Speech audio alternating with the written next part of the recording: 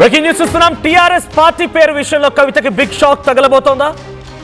కవిత TRS పార్టీని registration చేయొద్దని ఈసీకి లేఖ రాసుకొచ్చింది తెలంగాణ రాజ్య సమితి అనేటువంటి పార్టీ. ఆ అధ్యక్షుడు తుపాకుల బాలరంగం ఒక లేఖ రాసుకొచ్చారు. 2023లోనే రిజిస్టర్ అయినటువంటి తెలంగాణ రాజ్య సమితి పార్టీ అని చెప్పి ఆయన చెప్తూ ఉన్నారు. అయితే గ్యాస్ సిలిండర్ గుర్తుతో అసెంబ్లీ ఎన్నికల్లో పోటీ కూడా చేయబోతున్నామంటున్నారు ఆయన. 10 నియోజకవర్గాల్లో పోటీ చేశామని చెప్పారు గతంలోనే. టీఆర్ఎస్ అనే పేరుపై పూర్తి హక్కులు నాకే ఉన్నాయంటున్నారు బాలరంగం. టీఆర్ఎస్ అనేటువంటి అబ్రివేషన్తోనే కవిత ప్రచారం చేస్తోంది అని బాలరంగం అంటున్నారు. దానివల్ల నా పార్టీకి నష్టం కలుగుతోంది అంటున్నారు బాలరంగం. సో తెలంగాణ రాజ్య సమితి, తెలంగాణ రక్షణ సమితి, తెలంగాణ ఇంకేదైనా అనే పేరుతో ఏ పార్టీలు వచ్చినా కూడా ఇవన్నీ తెలంగాణ రాష్ట్ర సేన అనేటువంటి పార్టీ ఆవిర్భవించి ఒక ప్రకటన కవిత దగ్గర నుంచి వచ్చిన తర్వాత నుంచి బయటకు వచ్చి మేము కూడా పార్టీలు పెట్టాం, మాకు నష్టపోతాం, మాకు గుర్తులు వచ్చాయని చెప్తున్నారు. 2 రోజుల వరకు ఎక్కడ కూడా రాలేదు. సో బీఆర్ఎస్ పార్టీకి సంబంధించిన నాయకులే ఈ రకరకాల పేరుతో టీఆర్ఎస్ అనే పేరుతో వచ్చిన పార్టీల వెనక ఉన్నారనేది అటు టీఆర్ఎస్ అంటే తెలంగాణ రాష్ట్ర సేన కవిత పార్టీకి సంబంధించిన నాయకులు చెప్తున్న మాట. సో ఏదేం జరిగినా టీఆర్ఎస్ అనేటువంటి పేరు ఎవరికి ఇవ్వకూడదు అనేది మొన్నటి వరకు నరాల సత్యనారాయణ తెలంగాణ రక్షణ సమితి డెమోక్రటిక్ అనే పేరుతో ఆయన పార్టీ పెట్టుకున్నారు. ఆ పార్టీకి టీఆర్ఎస్ అనే పేరును సో ఎవరు కూడా పెట్టుకోవడానికి వీల్లేదని చెప్పి ఆయన మాట్లాడుకొచ్చారు. ఇప్పుడు బాలరంగం టీఆర్ఎస్ తెలంగాణ రాజ్య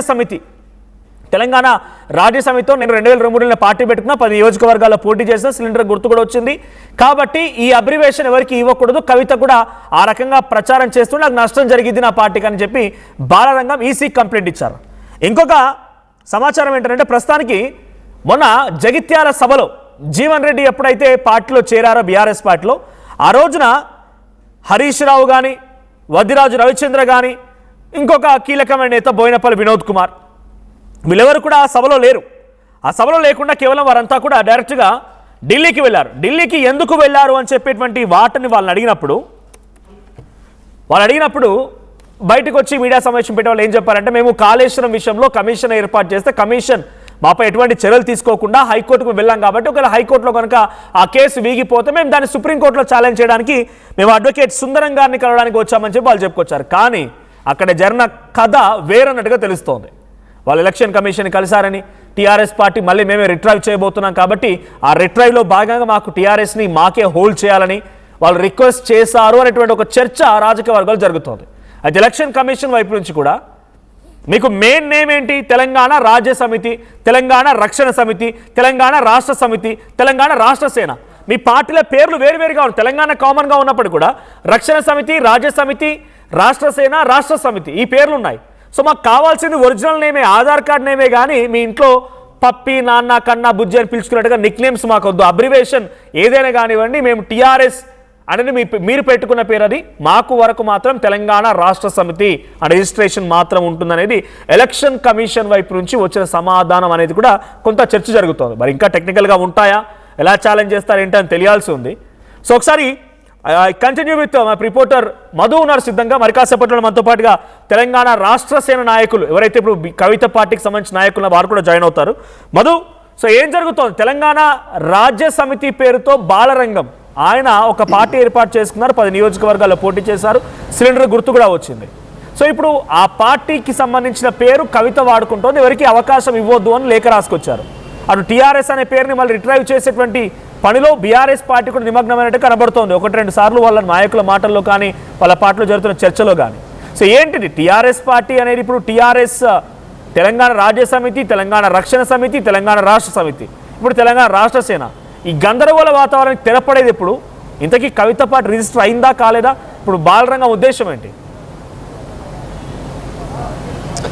తెలంగాణ అనేటువంటిది సెంటిమెంటు, అట్లా ఆ సెంటిమెంట్ తోటే రాష్ట్రం సిద్ధించినటువంటి పరిస్థితి. గతంలో ఏర్పడ్డటువంటి పార్టీల పేర్లు కూడా ప్రస్తుతం టీఆర్ఎస్లో అప్పుడున్నటువంటి టీఆర్ఎస్లో విలీనమైన పార్టీలు కూడా తెలంగాణ సాధన సమితి, తెలంగాణ తల్లి పార్టీ ఇవన్నీ కూడా దాదాపు టీఆర్ఎస్లోనే విలీనమైనటువంటి పరిస్థితి ఆ సమయంలో.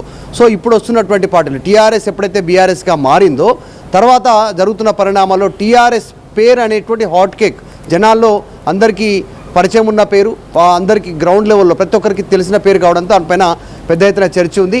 టీఆర్ఎస్ ఎప్పుడైతే బీఆర్ఎస్గా మారిన వెంటనే తెలంగాణ రక్షణ సమితి అని, తెలంగాణ రాజ్య సమితి అని ఇట్లా పేర్లు రిజిస్టర్ చేసుకున్నారు. దాని వెనకాల ఈ పార్టీకి సంబంధించిన నాయకులే ఉన్నారని చర్చ జరిగిన మాట వాస్తవం.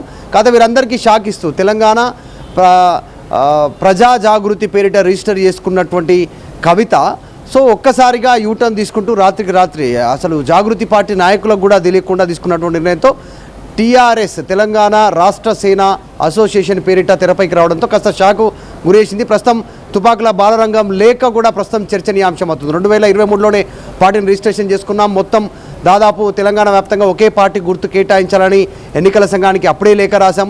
మమ్మల్ని గుర్తించింది ఎన్నికల సంఘం. కనీసం 5% సీట్లలో పోటీ చేయాలనేటువంటిది ఎన్నికల సంఘం మమ్మల్ని ఆదేశించింది అప్పుడు. సో దాంట్లో భాగంగా 10 స్థానాల్లో పోటీ చేశాం. సిలిండర్ కామన్ గుర్తు కేటాయించింది. మీరు ఒకవేళ 5% సీట్లలో పోటీ చేయకపోతే ఈ కామన్ సిలిండర్ గుర్తు మిగతా వారికి కూడా కేటాయిస్తామనేటువంటిది ఎన్నికల సంఘం గతంలో ఇదే తుపాకుల బాలరంగానికి చెప్పడంతో 10 సీట్లలో పోటీ చేశారు. సిలిండర్ గుర్తు వచ్చింది. సో రిజిస్టర్ అయింది. ఆ డేట్ సంబంధించినటువంటి డీటెయిల్స్ ఇప్పుడు ఆయన లేఖ రాశారు. టీఆర్ఎస్ పేరిట కవిత వస్తున్నటువంటి ఆ పార్టీకి గుర్తింపు ఇవ్వద్దు, మేము గతంలోనే రిజిస్టర్ అవ్వమనేటువంటి దాని డీటెయిల్స్ అన్ని లేఖ రాస్తూ ఎన్నికల కమిషన్కి లేఖ రాయడం అనేటువంటి ప్రస్తుతం చర్చ కొనసాగుతూ ఉంది. కాకపోతే ఎగ్జాక్ట్లీ మే 2వ తారీఖు రూపున ఈ రోజు నుంచి లెక్కేసుకుంటే మే 2వ తారీఖున కవిత మీడియా ముందుకు రానున్నట్టుగా మన దగ్గర సమాచారం ఉంది. మీడియా ముందుకు వస్తూ ఉన్నారు. ఒక సమగ్రమైన సమాచారంతో కవిత మే 2న ఈ టీఆర్ఎస్ పార్టీ ఏంటి, టీఆర్ఎస్ తోటే ముందుకు వస్తారా లేకుంటే తెలంగాణ రాష్ట్ర సేన అసోసియేషన్ పేరిటనే ముందుకు వస్తారా, తెలంగాణ రాష్ట్ర సేన పేరిటనే ముందుకు వస్తారా, ఈ అసోసియేషన్ అనే వర్డ్ తొలగిస్తారనేటువంటి ఒక క్లారిటీ వచ్చే అవకాశం ఉంది.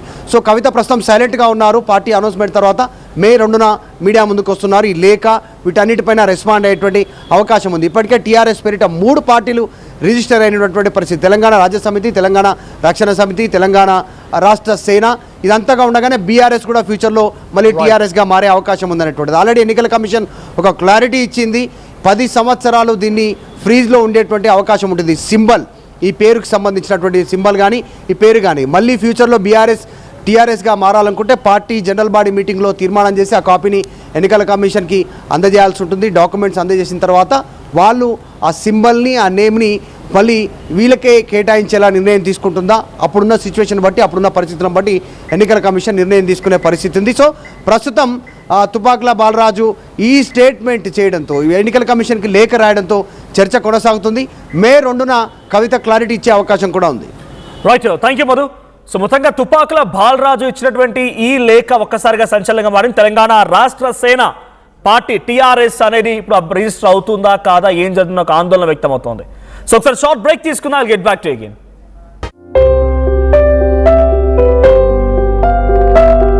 చిన్న చిన్న ఆనందాలు 35 ఏళ్లుగా నా జీవితంలో లేవు. 35 ఏళ్లుగా నేను డైపర్లలో బ్రతికాను. 6 సెంటీమీటర్ల ఫిస్టులా నా మూత్రాశయంలో లీక్ కారణమైంది. ఎవరూ నాకు సహాయం చేయలేకపోయారు. ఏఐఎన్యూలో వైద్యులను కలిసే వరకు అక్కడ వారు రోబోటిక్ శస్త్రచికిత్సతో నాకు పరిష్కారం ఇచ్చారు. వారు నా ఆత్మవిశ్వాసాన్ని కూడా తిరిగిచ్చారు. Precision Care makes it possible. The Center for Robotic Surgery at AINU. Welcome back. ఇక టీఆర్ఎస్ తెలంగాణ రాష్ట్ర సేన మొన్న 2 రోజుల క్రితం ఆవిర్భవించిన పార్టీ తెలంగాణ రాష్ట్ర సేన అనేటువంటి ఈ పార్టీ ప్రకటన తర్వాత, కవిత అనౌన్స్ చేసిన తర్వాత నుంచి ఆ టీఆర్ఎస్ అనేటువంటి పేరుతోటువంటి ఇతరత్ర పార్టీలు అంటే తెలంగాణ రాజ్య సమితి, తెలంగాణ రక్షణ సమితి అని బయటకు వచ్చి ఈ సింబల్ మాది, టీఆర్ఎస్ అనేది మాది, ఎట్టి పరిస్థితుల్లో ఇది వేరే వాళ్ళకి అవకాశం ఉండదు, ఎలక్షన్ కమిషన్కి వెళ్తాం, మేము కొట్లాడతామని చెప్పి వాళ్ళంతా చెప్తున్నారు. నరాల సత్యనారాయణ కానీ, తుపాకుల బాలరాజు కానీ. అసలు టీఆర్ఎస్ అనేటువంటి పేరుతో ఒక భారీ సభ ఏర్పాటు చేసి రాజకీయ పార్టీగా అవతరించిన జాగృతి నాయకుల వర్షన్ కానీ, టీఆర్ఎస్ నాయకుల వర్షన్ తెలుసుకుని మనతో పాటుగా నరేష్ ప్రజాపతి ఉన్నారు, కవిత పార్టీకి సంబంధించిన రాష్ట్ర నాయకులు, టీఆర్ఎస్ రాష్ట్ర నాయకులు. నరేష్ గారు, ఇప్పుడు మీ టీఆర్ఎస్ అనౌన్స్ చేసిన నాటి నుంచి కూడా వరుసగా షాక్లు ఎదుర్కొంటున్నారు. సో బీఆర్ఎస్ పార్టీ మళ్ళీ టీఆర్ఎస్గా అంటే మీరు అనౌన్స్ చేయబోతున్నారని ఒక 2 రోజుల ముందే ఢిల్లీకి హరీష్ రావు వెళ్ళారని చెప్పి అక్కడ ఎలక్షన్ కమిషన్ ముందు వాళ్ళు రిక్వెస్ట్ చేసుకున్నారు, మళ్ళీ అవకాశం ఉంటుందేమో అనే రకంగా వాళ్ళు రిక్వెస్ట్ పెట్టుకున్నారని, ఒక సభలో కేటీఆర్ మాట్లాడారని ఇలా జరుగుతూ వచ్చింది. మీ పార్టీ అనౌన్స్మెంట్ తర్వాత తెలంగాణ రాజ్య సమితి, తెలంగాణ రక్షణ సమితి వీళ్ళంతా బయటకు వచ్చి ఎట్టి పరిస్థితుల్లో ఈ పేరు మీకు రానివ్వకుండా అడ్డుకుంటామని ఎలక్షన్ కమిషన్ వీళ్ళేందుకు సిద్ధమవుతున్నారు. సో తెలంగాణ రాష్ట్ర సేనగా మీ వర్షన్ ఏంటి? నమస్తే అండి, మనోజ్ గారు నమస్తే అండి. నమస్తే అండి. అయితే మేము ఎప్పుడైతే పార్టీగా ముందుకు వస్తామని చెప్తా ఉన్నామో ఈ రాష్ట్రంలో చురుకైన కదలికలు జరుగుతా ఉన్నాయి. ఇటు అధికార పక్షం కానివ్వండి, ఇటు ప్రతిపక్షం కానివ్వండి. ఆ రోజు దాకా మాట్లాడేటువంటి బీఆర్ఎస్ నాయకత్వం మేము టిఆర్ఎస్ వైపుగా అడుగులు వేస్తున్నాం, మారొచ్చు అనే ఒక సంకేతాలు వినిపించడం, ఎప్పుడైతే మేము చెప్పిన తర్వాత, ఎప్పుడైతే మీడియా లీక్ వచ్చిన తర్వాత, మీడియా నుంచి కొన్ని సందేశాలు అందిన తర్వాత వీళ్ళు ప్రయత్నం చేస్తా ఉన్నారు. ఇప్పటికీ జరిగే ఈ ప్రయత్నాలు, ఈ కుట్రలు ఇవన్నీ మేము ఆల్రెడీ ఊహించినవే, ఇప్పుడు కొత్త ఏం కాదు. ఇట్లాంటి జరుగుతుంది మాకు తెలుసు. అయినప్పటికీ కూడా మా పార్టీగా ఏం వ్యూహం రచించాలి, ఏం చేయాలనేది మాకు పక్కా ప్రణాళికతో ముందున్నాం.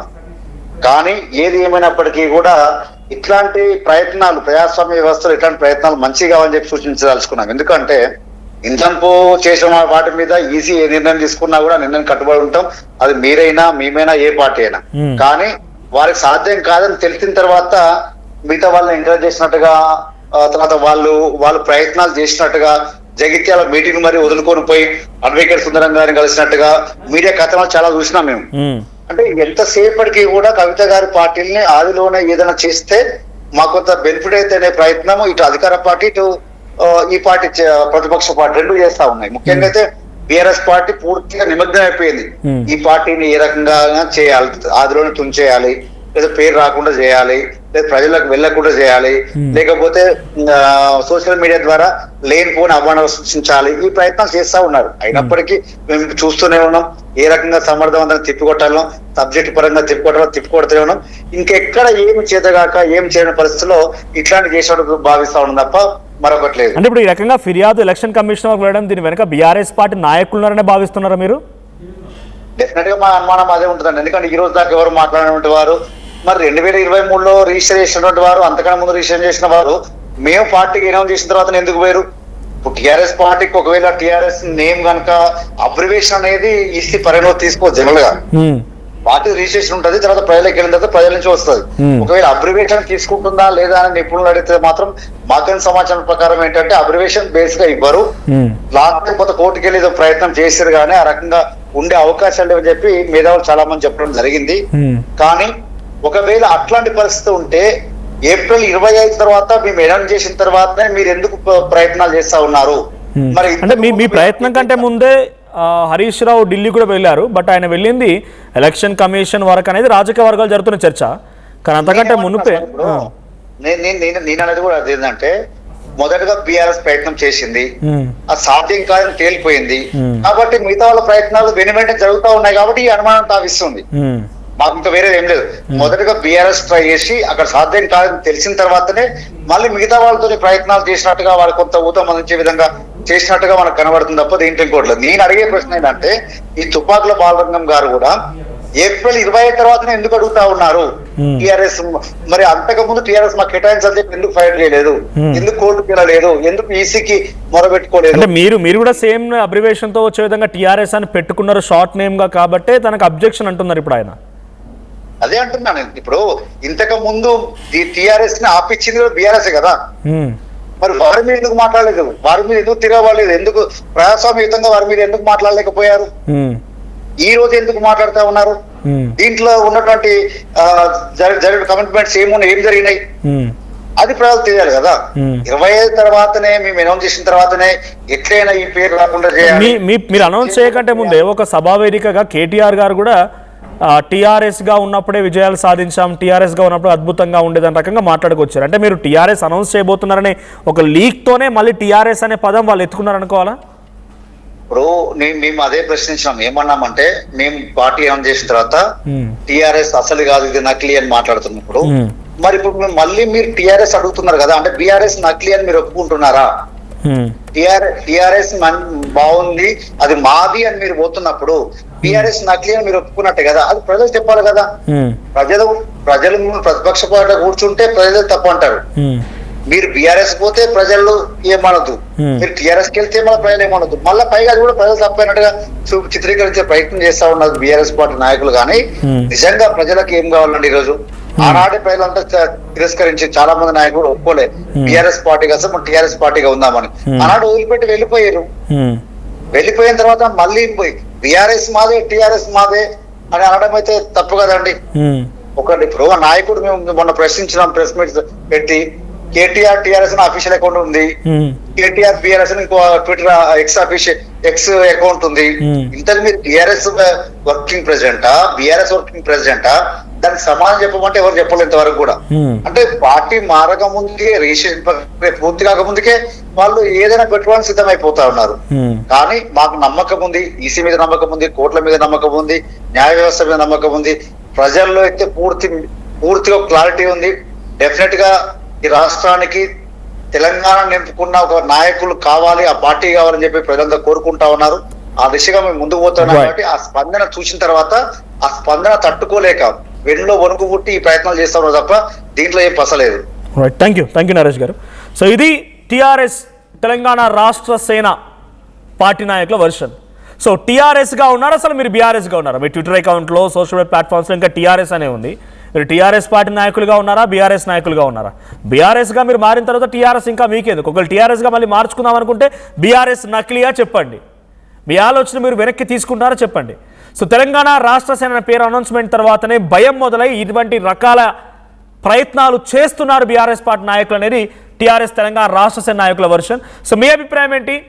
ఇంత పెద్ద ఒత్తిడి మధ్యలో, ఇంత పెద్ద రాజకీయ రగడ మధ్యలో, ఇన్ని ఎత్తుగడల మధ్యలో తెలంగాణ రాష్ట్ర సేన పేరుతో కవిత పార్టీని ముందుకు తీసుకెళ్లి విజయం సాధించగలుగుతారా?